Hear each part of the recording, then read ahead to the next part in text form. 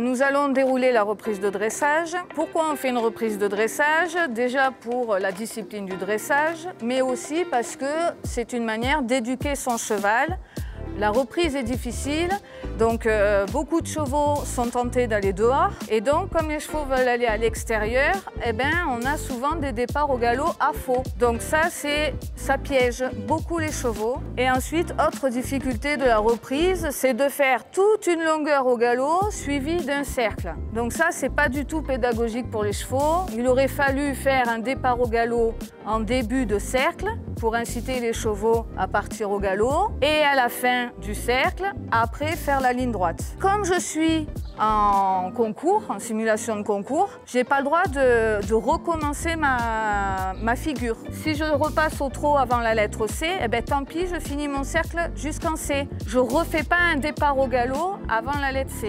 Je termine ma figure. Ensuite, au niveau des coins et de la serpentine, comme ça touche à l'incurvation, le cercle aussi, comme ça touche à l'incurvation, c'est difficile pour lui. Donc dans ce cas-là, il ne faut pas rentrer dans les coins aussi fort, il faut un petit peu les couper. Alors pas beaucoup parce que sinon on n'est plus dans le tracé, mais on arrondit l'angle. De toute façon, il ne faut pas faire l'angle, hein. Et moi, je la coupe un tout petit peu, 50 cm, pour permettre à mon cheval de faire le tracé, mais de lui permettre d'avancer en même temps. Si je fais un angle droit, déjà mon cheval, ça va le perturber pour la direction, mais en plus, il ne va pas pouvoir maintenir l'impulsion ni l'équilibre. Et en plus de ça, il va perdre confiance en moi. Là, avec cette reprise que je viens de faire, le cheval a confiance en moi et au fur et à mesure que je vais dérouler la reprise, il va accepter de mieux en mieux ce que je lui demande. Donc c'est ce que je vais faire comme feedback pour le cheval. Après, donc, comme conseil, apprenez parfaitement votre reprise pour que vous puissiez anticiper les transitions et le tracé. Si vous ne connaissez pas votre reprise, vous allez monter n'importe comment. Donc, vous connaissez votre reprise, vous gardez votre sang-froid et vous pardonnez les fautes. La faute, ça y est, elle est passée, on continue la reprise, on ne s'énerve pas, on continue. Gardez votre sang-froid pour que votre cheval garde son sang-froid. À la fin de la reprise, quand c'est un arrêt, vous caressez votre cheval, vous rendez les rênes et vous sortez au pas. Même s'il y a le chronomètre pour aller sortir et sauter, vous avez le temps. Je l'ai fait, je l'ai testé. Et surtout, au fond de la carrière, vous sortez au pas. Sinon, votre cheval, il va apprendre à sortir de la carrière en étant au trot ou au galop.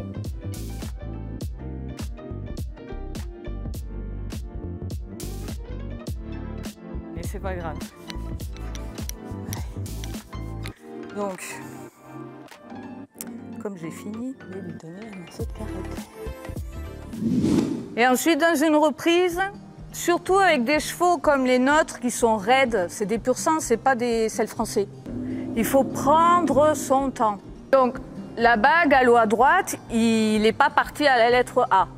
Il m'a coupé le coin. Mais il en avait besoin pour partir au galop. Ensuite, j'ai repris le contrôle pour la... En fait, j'ai pas totalement perdu le contrôle, mais je l'ai laissé faire. Et en fait, dans ma note, je vais pas être trop sanctionnée, je vais pas être mal notée, parce que dans mes aides, j'ai été discrète.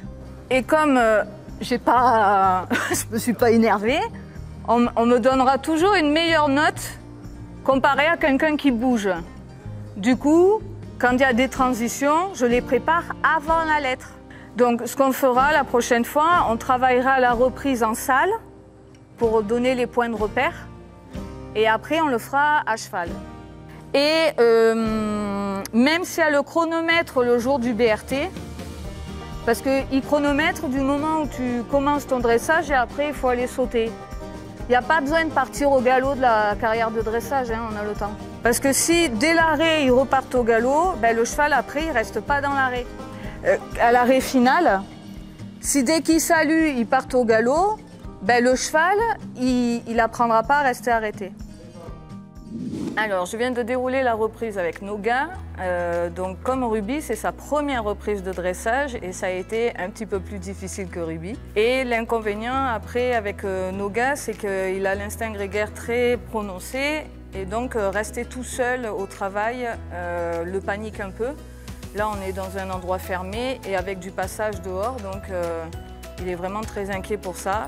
Et donc ça, il faut le prendre en compte quand on fait de la compétition. Il y a des chevaux tout seuls, ça leur pose problème. Donc c'est quelque chose qu'il faut travailler à la maison, c'est-à-dire de travailler souvent avec un autre cheval dans la carrière et puis petit à petit le travailler tout seul. Par contre, ne faites pas un début de séance avec un autre cheval et au milieu de la séance, le deuxième cheval s'en va. Ça, il ne faut pas le faire. Soit vous faites tout à deux, soit tout seul. Après, par rapport à l'ensemble de ma reprise, ça a été compliqué parce que Noga ne sait pas encore bien s'incurver. Et là, tous les problèmes que j'ai rencontrés, c'était un problème d'incurvation parce qu'il ne rentre pas dans le couloir des aides. Il n'est pas... Quand je veux l'incurver à gauche, quand je mets ma jambe gauche, il ne pousse pas assez les côtes à l'extérieur. Par contre, il a été plutôt sage. Je m'attendais à ce que ce soit plus compliqué que ça, surtout dans le travail au galop. Même si j'ai eu du mal à le garder sur la piste, on est quand même resté sur de la ligne droite.